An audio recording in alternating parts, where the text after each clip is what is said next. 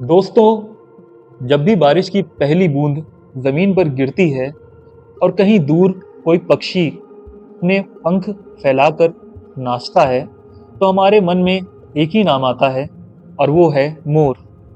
मोर सिर्फ एक पक्षी नहीं है, मोर है खुशी, सौंदर्य, प्रेम और आस्था का प्रतीक। आज की इस डॉक्यूमेंट्री में हम मोर को सिर्फ देखेंगे नहीं, समझेंगे, जानेंगे और उससे सीखेंगे। आज हम जानेंगे मोर कैसा दिखता है, ये धरती पर कब से है, इसके पंख इतने खास, इतने सुंदर क्यों हैं, भारत में इसका महत्व और भगवान श्री कृष्ण और मोर का एक रिश्ता है, एक संबंध है। मोर क्या खाता है, इसकी ताकत और कमजोरी, और आज इसकी क्या कंडीशन है, मतलब आज इसकी क्या हालत है और हम इसके लिए क्या कर सकते हैं। तो चलिए प्रकृति के सबसे सुंदर कलाकार मोर की कहानी शुरू करते हैं। मोर कैसा दिखता है? दोस्तों, धरती पर किसी पक्षी को चलती फिरती पेंटिंग कहा जाए तो वो मोर है। नर मोर यानी कि जो मेल पिकॉक है, वो लंबा, चमकदार और उसकी गर्दन नीली है।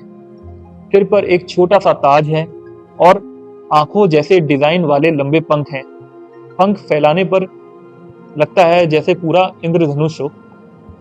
और जो मादा मोरनी है यानी कि पीहन, रंग उसके हल्के भूरे और हरे होते हैं। पंख छोटे होते हैं और दिखने में बिल्कुल साधारण है, लेकिन बहुत समझदार और सतर्क होती है। प्रकृति ने सुंदरता नर को दी और समझदारी मादा को। मोर धरती पर कब से है? दोस्तों, मोर कोई आज का पक्षी नहीं है।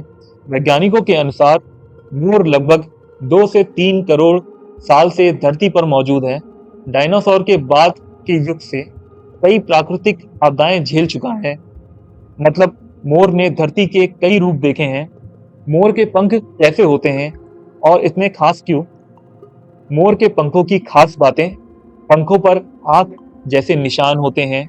ये निशान दुश्मन को डराने के काम आते हैं।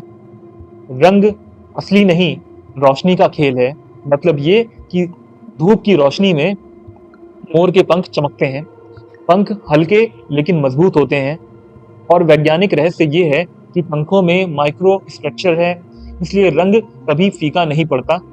इसलिए मोर का पंख मतलब सौंदर्य प्लस विज्ञान दोनों का चमत्कार है। मोर कहाँ पाया जाता है? मोर पाया जाता है भारत, श्रीलंका, नेपाल, पाकिस्तान और बांग्लादेश। भारत में मोर राजस्थान, उत्तर प्रदेश, मध्य प्रदेश, गुजरात और दक्षिण भारत में पाया जाता है। मोर को खुले जंगल, खेत, गांव और पहाड़ी इलाके बहुत पसंद है। मोर की प्रजातियां: दुनिया में मुख्य रूप से 3 प्रकार के मोर पाए जाते हैं। पहला है भारतीय मोर, दूसरा है ग्रीन मोर, तीसरा है कांगो मोर। जो भारतीय मोर है यानी कि हमारा राष्ट्रीय पक्षी है। जो ग्रीन मोर है यानी कि ये म्यांमार और थाईलैंड में पाया जाता है। और कांगो मोर जो है वो अफ्रीका में पाया जाता है।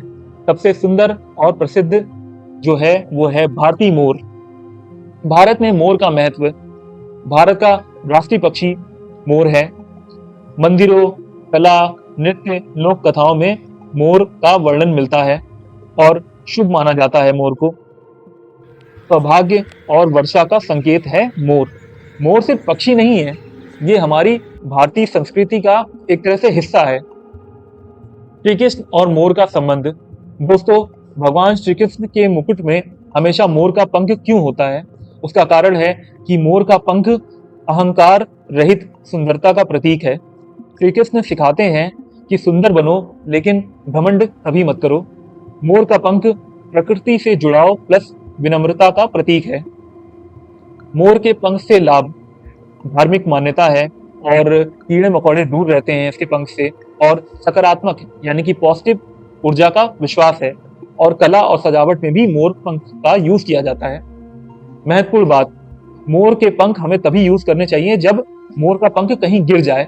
इस तरह से मोर को पकड़कर उसके पंख नहीं तोड़ने चाहिए, क्योंकि मोर को नुकसान पहुंचाना एक तरह से पाप माना जाता है। मोर की खासियत और कमजोरी।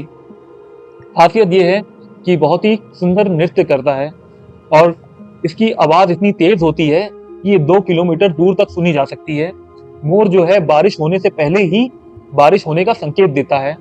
और मोर को सांप खाना पसंद है, मतलब ये सांप को अपने भोजन के रूप में इस्तेमाल करता है, इसलिए मोर से सांप बहुत डरते हैं। और कमजोरी ये है कि मोर ज्यादा उड़ नहीं सकता। उसकी वजह यह है कि मोर के पंख थोड़े भारी होते हैं। और शिकारियों से खतरा, मतलब ये कि मोर को शिकारियों से खतरा होता है। मोर का भोजन और परिवार। भोजन जैसे कि मोर अनाज खाता है, फल खाता है, कीड़े खाता है और छोटे सांप खाता है।